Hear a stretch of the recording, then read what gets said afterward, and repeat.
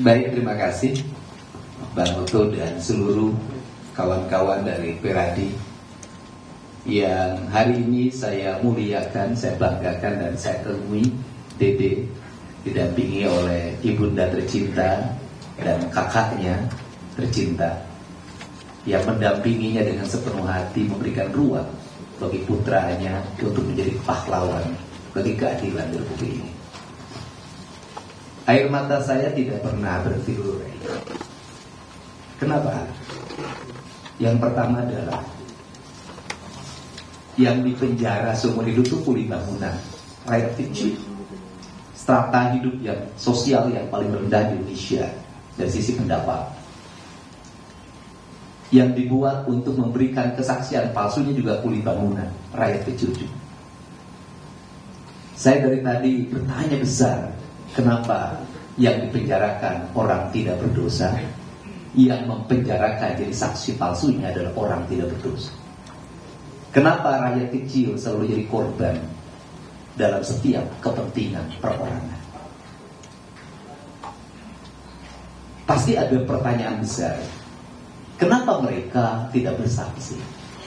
Kenapa mereka 8 tahun bungkam? Problemnya itu hanya 2 setelah saya telusuri. Yang pertama adalah mereka punya rasa takut yang tinggi karena tidak adanya pendampingan hukum bagi mereka. Mereka merasa kalau muncul siapa yang akan jadi pembelanya, harus bayar dari mana uangnya. Yang kedua, mereka juga rasa takut apabila berurusan dengan hukum, berurusan dengan penegakan hukum. Mereka kehabisan waktu untuk memberikan kesaksian di berita acara.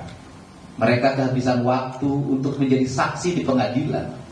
Waktu itu bagi mereka adalah uang untuk beli beras. Waktu mereka adalah uang untuk beli token listrik.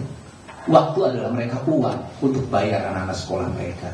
Dan waktu adalah uang untuk kehidupan mereka dalam setiap hari. Perjalanan ini Bang Oto bukan hanya perjalanan hukum material. Saya memandang dari tadi ini adalah perjalanan spiritual saya.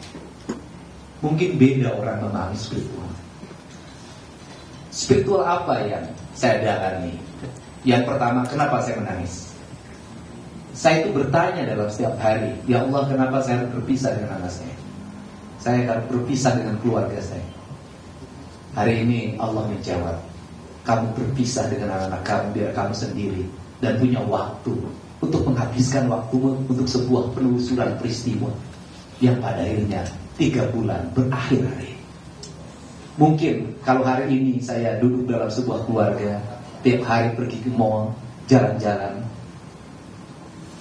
saya tidak akan menemukan kasus dan saya tidak akan turun. Saya menikmati hidup dalam sebuah keluarga. Yang kedua, kasus ini adalah peristiwa seorang ibu. Saya orang yang sangat mencintai ibu saya, dan ibu saya selalu hadir dalam kehidupan saya. Sehingga saya memahami betul bahwa seorang ibu memiliki rasa yang sangat kuat. Hatinya menembus langit yang tidak bisa dihalangi oleh siapapun. Maka investigasi kalau dikatakan, atau wawancara yang saya lakukan, atau penelusuran yang saya lakukan, saya selalu menjumpai ibunya. Saya menjumpai ibunya Eka. Saya menjumpai kakaknya Supri yang itu juga pengganti ibu. Saya menjumpai ibunya Peggy.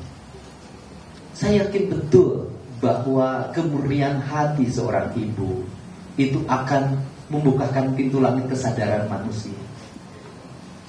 Dari ucapan-ucapan ibu, dari tangisan-tangisan ibu, dari doa-doa ibu dan dari air mata ibu, akhirnya tergerak ibu yang jadi kakaknya dan ibu yang menjadi ibunya Dede.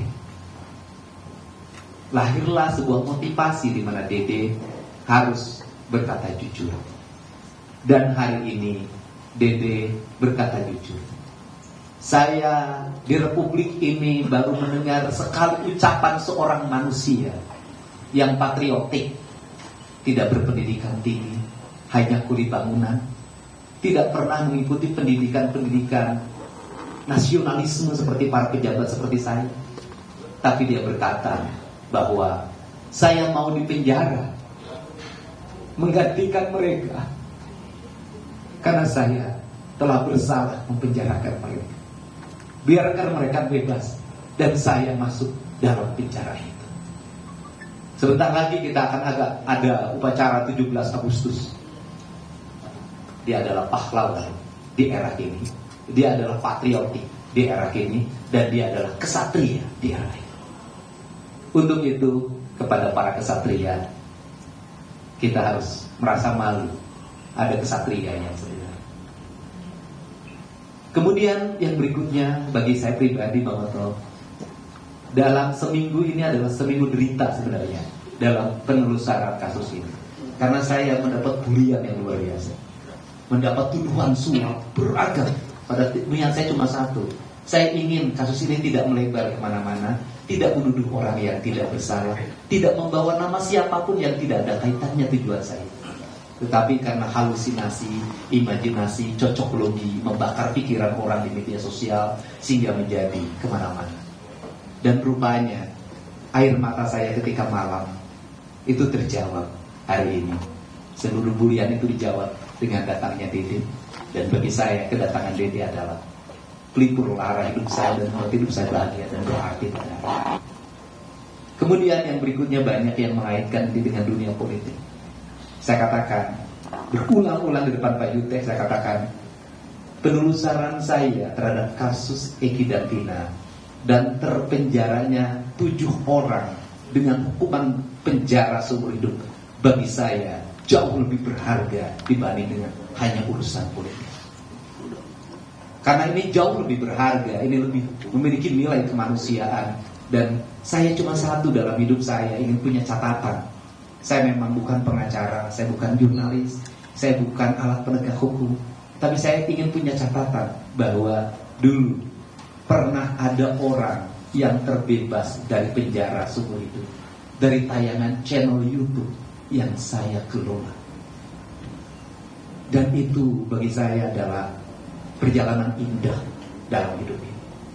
Untuk itu saya mengucapkan terima kasih pada keluarga besar Peradi, pada para netizen di seluruh Indonesia dan di luar negeri, kemudian keluarga para terpidana yang mau sabar, kemudian juga keluarga Sakatata yang hari ini akan memasuki PK, kita doakan juga PK-nya dikabulkan, dan pada media yang hari ini terus kritis dan bersikap objektif agar keadilan negeri ini terungkap. Dan saya mengucapkan terima kasih buat Pak Kapolri, buat Pak Kabar Eskrim, buat Kapolda Jabar, buat Direskrim Polda Jabar atas berbagai atensi dan keterbukaannya, sehingga kebenaran dari kasus terbunuhnya Eki dan Pina itu sebentar lagi akan terbuka dan berakhir ceritanya.